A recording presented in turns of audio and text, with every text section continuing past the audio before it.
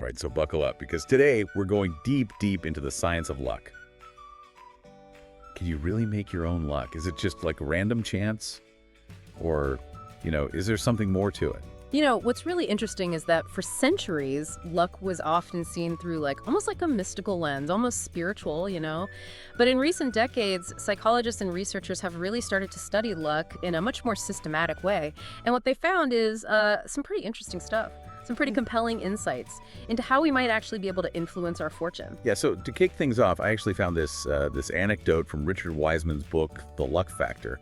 Wiseman, the psychologist, and he spent years researching this. And in one of his studies, he talks about a guy who had 8 car accidents while driving just 150 miles. 8 accidents in 150 miles. That's statistically, that's pretty improbable. That suggests that there might be more to this bad luck thing than just, random chance. Exactly. And that's what Wiseman found. He studied people who considered themselves lucky and people who considered themselves unlucky. And he discovered that they actually shared certain habits and ways of thinking. It wasn't some cosmic lottery. It was about how they approached life. Right. That's a really crucial point. Wiseman's research seems to suggest that luck, whether good or bad, might actually be tied to specific patterns of behavior and patterns of thinking. Okay, so then how do we actually define luck? Is it just, being in the right place at the right time? Or is there a deeper, maybe psychological component to it? Well, defining luck is always a little bit tricky, right? It's this concept that has just fascinated people for millennia, from ancient philosophers to,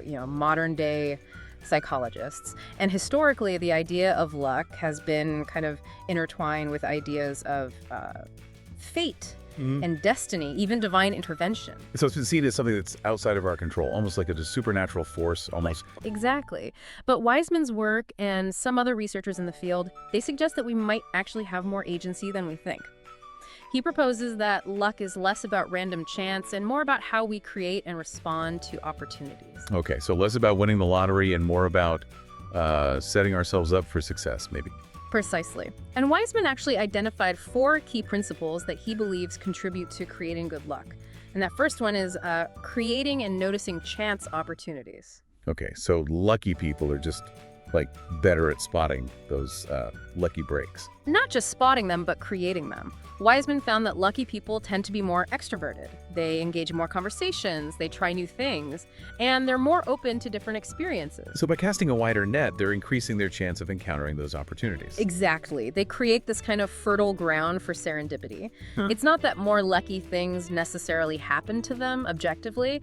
It's that they're primed to notice and seize those opportunities when they arise.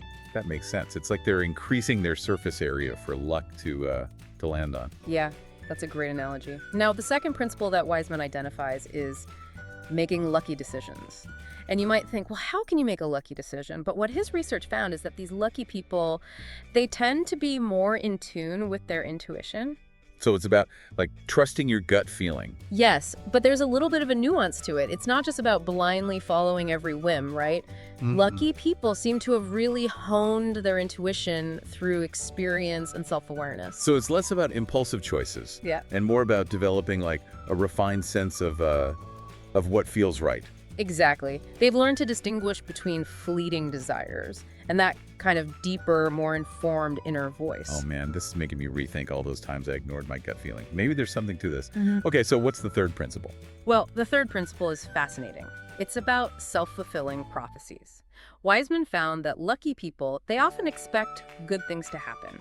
And by expecting them, they kind of subtly influence their behavior in ways that make those good things more likely to occur. Wait, so you're telling me that just by thinking positive thoughts, I can increase my chance of getting a promotion or something? Well, it's not quite that simple. It's not just about positive thinking alone. It's about the actions that those positive expectations can trigger. When you expect good things, you tend to be more confident, you're more proactive, and you're more resilient.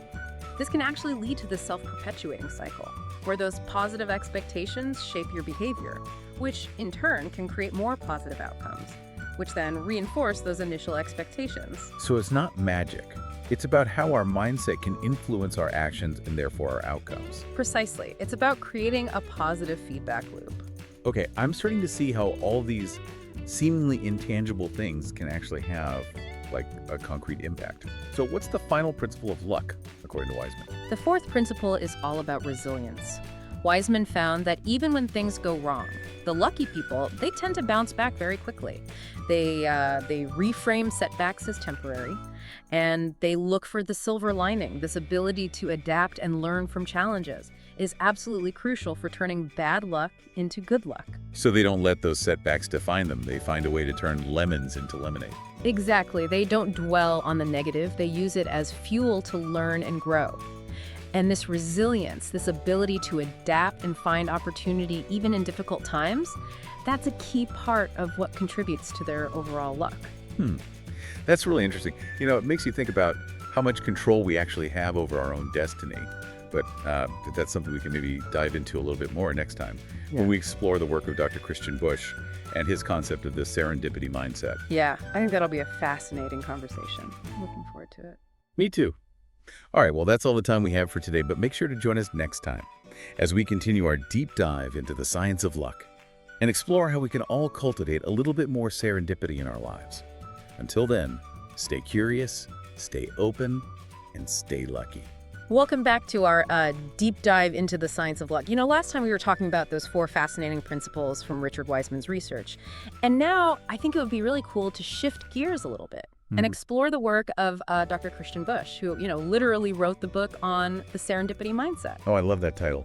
It suggests that, we can actually kind of train ourselves to be more receptive to those lucky breaks. But how does that actually work in practice? Is it just about, being more aware of our surroundings, or is there something kind of more to it? Well, Busch, he kind of builds on some of Wiseman's ideas, but he takes it a step further. He suggests that we can actually cultivate a mindset that attracts what he calls positive coincidences and turns the unexpected into opportunity. Okay, so it's not just about being in the right place at the right time. It's about being in the right mindset to recognize and capitalize on those moments. Exactly. It's about being open to new experiences, asking different questions, and even, sharing your current interests with others. These kind of seemingly small shifts can actually dramatically increase your chances of encountering those serendipitous events. I see. So by actively engaging with the world around us, we create more opportunities for those kind of happy accidents to occur. Right. Think about it this way. That chance encounter at a conference, or even just, striking up a conversation with someone new at a coffee shop, that could lead to your dream job or spark a brilliant new idea. Oh, wow. Okay, so let's get a little bit more specific here. What are some actionable steps that we can take to actually cultivate this serendipity mindset? Does Busch offer any practical techniques? Oh, he does. One technique he calls planting serendipity seeds. And this basically involves actively putting yourself out there, connecting with people, and being open to unexpected conversations. So it sounds a bit like networking, but with a more kind of organic and less transactional approach. It's not just about collecting business cards, it's about making genuine connections and seeing where they lead. Exactly. It's about approaching those interactions with curiosity and openness, rather than kind of having a specific agenda in mind. And Busch also suggests that instead of always asking the same old questions, what do you do? We should try asking more open-ended questions. That can spark new ideas and perspectives. I like that. So instead of what do you do, maybe try something like, what's been surprising you lately? That kind of question invites people to share something unexpected, which could open up all sorts of interesting avenues for conversation. Right. He even suggests incorporating this into a work setting, maybe hosting meetings where team members all share their kind of surprises from the week. Encourage everyone to look for the unexpected and think outside the box. It's like we're training ourselves to actually spot those serendipitous connections that we might otherwise miss. All this talk about being open to the unexpected, it's making me think about all those times when I've been so focused on my to-do list that I've completely missed out on opportunities that were right in front of me. Oh yeah, that's a common experience. We get so caught up in our routines and our plans that we forget to kind of look around and see what else is out there. But by cultivating this serendipity mindset, we can really shift our perspective and open ourselves up to a whole world of possibilities. Okay, so we've talked about creating and noticing opportunities, making lucky decisions, the power of self-fulfilling prophecies and resilience. And now we've added, planting serendipity seeds and asking different questions to our luck-boosting toolkit. And it seems like all of these techniques are about being more proactive and intentional, about kind of creating our own good fortune. But what about those times when, things just seem to go wrong no matter what we do. Is there such a thing as bad luck? That's an important question. And it leads us to another kind of interesting concept that Bush explores, which is this idea of post-rationalization. We often tell stories about our lives in a way that makes sense to us, Right. attributing our successes to our hard work and blaming our failures on bad luck. But sometimes those stories, they kind of overlook the role of chance and those serendipitous moments that might have kind of nudged us along the way. So we might be kind of rewriting history to fit our own narrative. Yeah. Like conveniently forgetting all those times when we stumbled into the right place at the right time or benefited from someone else's generosity. Yeah. It's human nature to seek patterns and meaning, but by acknowledging the role of chance, we can become more humble and less likely to, blame ourselves when things go wrong. And that, in turn, can make us more resilient and open to, future opportunities. So it's about kind of taking the pressure off ourselves to be perfect, accepting that sometimes, things are outside of our control, and recognizing that those unlucky events might actually hold like hidden opportunities or even like lessons. Exactly. And even those failed projects can be valuable learning experiences. Bush actually highlights how those setbacks can often lead to like unexpected connections and insights that we can apply in the future. It's about embracing the unexpected and recognizing the potential in every situation. That's a really powerful perspective shift. So, okay, we've explored kind of the individual aspects of creating luck. But what about on like an organizational level? Can businesses create their own good fortune? Well, Bush has actually done a lot of research on this, and he believes that companies can actually foster a culture that embraces serendipity and encourages innovation. And one way to do that is by, creating environments where people feel comfortable sharing ideas and taking risks. So kind of breaking down those silos and encouraging more like cross-pollination of ideas between different departments and teams. Yes.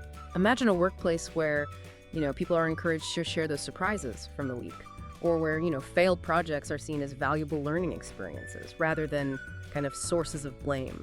So it's about creating a culture that's open to experimentation and embraces the unexpected as like a potential source of innovation and growth. That's really intriguing.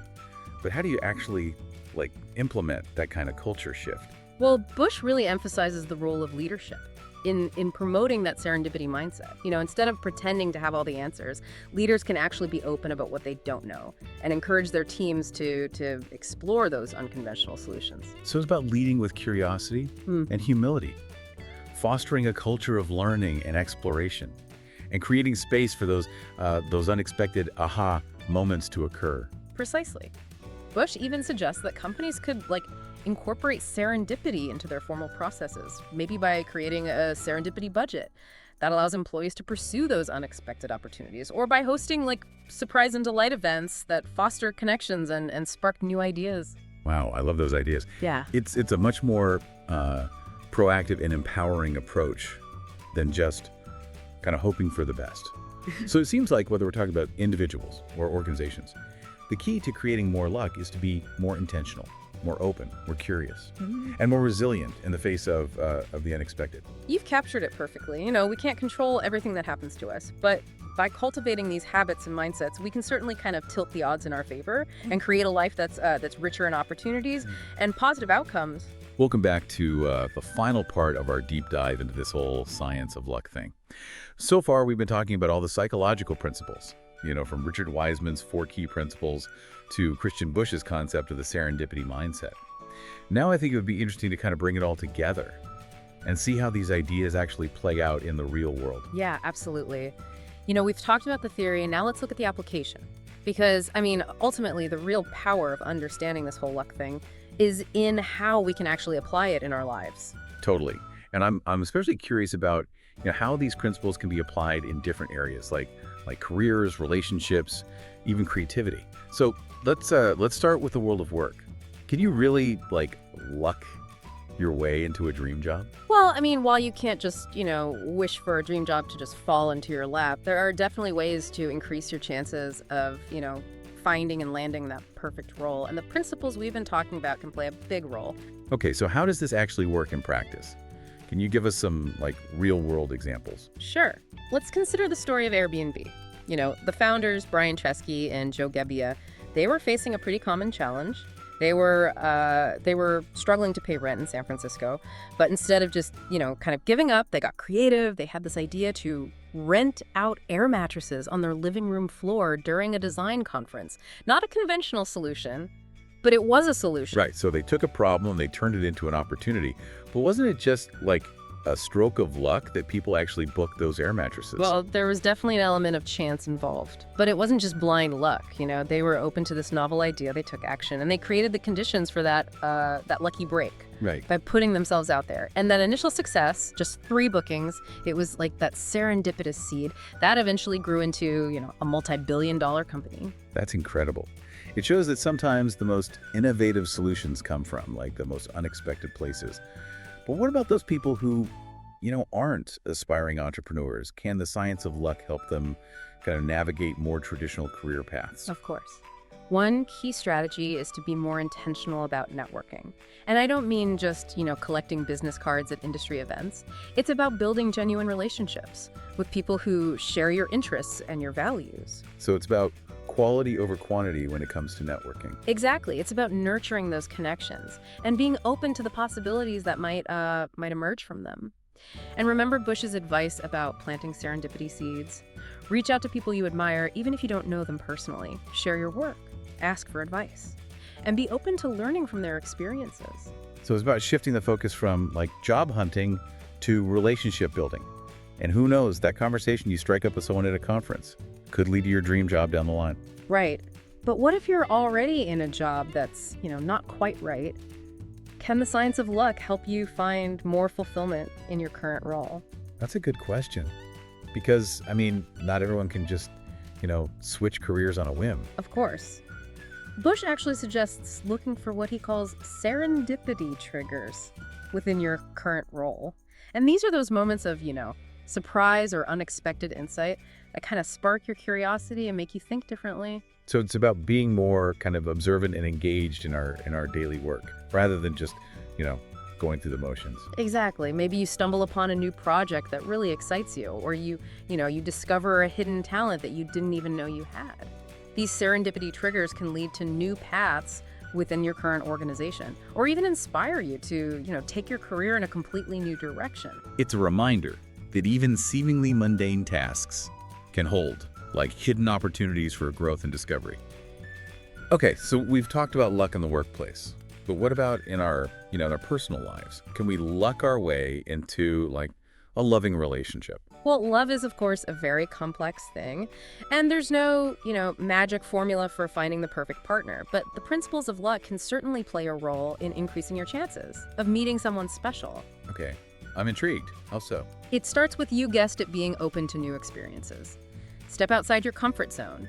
Join a club, take a class, volunteer for a cause you care about. Anything that expands your social circle and exposes you to new people. And don't be afraid to, strike up conversations, even if it feels a little awkward at first. Exactly. That chance encounter at a bookstore, or that conversation you strike up at a friend's party, could lead to something truly special. Oh, wow. What about, online dating? It seems like luck plays a huge role in, finding a match in the digital world. It certainly can feel that way. But even in online dating, you can increase your chances by being intentional about your approach. Craft a genuine profile. Choose photos that reflect your personality, and be thoughtful about the messages you send.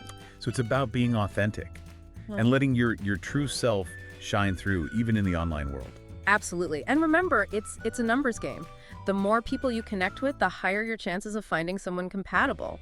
But don't get discouraged if it takes time. Trust the process and enjoy the journey. That's good advice for any area of life, really.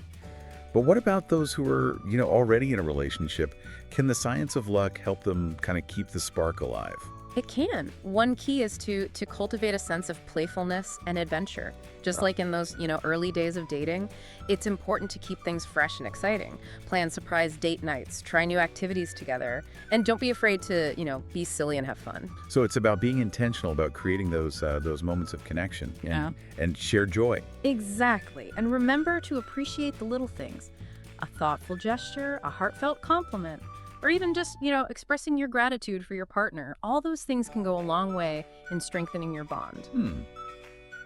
This has been such a fascinating exploration of how the principles of luck can be applied in, all these different areas of life. But before we wrap up, I'd love to touch on one more area: creativity.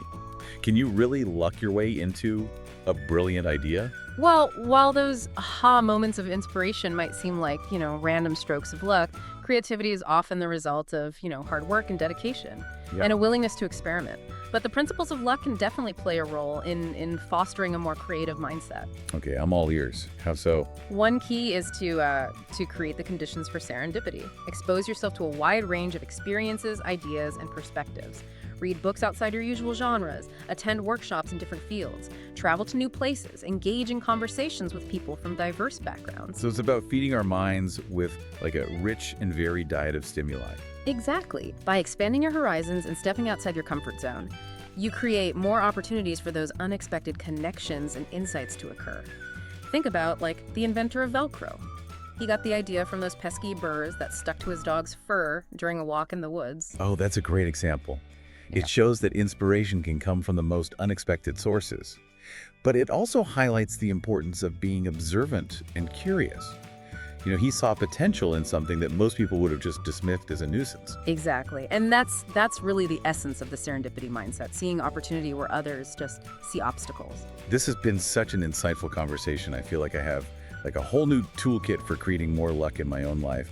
But before we wrap up, is there one kind of final piece of advice that you would give to our listeners? I would say this: embrace the unknown. Life is full of surprises, both good and bad. But by cultivating that serendipity mindset, we can learn to see those unexpected twists and turns as opportunities. Opportunities for growth, for adventure, and even for, good fortune. That's a beautiful sentiment. It's a reminder that we don't have to have everything figured out to live a fulfilling and meaningful life. Sometimes the most rewarding paths are the ones we least expect. Well said. And remember, even when you feel unlucky, there's always a chance for a comeback. Keep moving forward, keep learning, and keep believing in yourself, and you'll create your own luck along the way. This has been an incredible deep dive into the science of luck. Thank you so much for sharing your insights with us today. I know our listeners are feeling just as inspired as I am. It's been my pleasure. And remember, luck is not just about chance, it's about choice. It's about the decisions we make, the actions we take, and the mindset we cultivate. So go out there, create your own luck, and embrace the magic of serendipity. And that concludes our exploration of the science of luck. Hopefully you've enjoyed this journey with us. Until next time, stay curious, stay open, and stay lucky.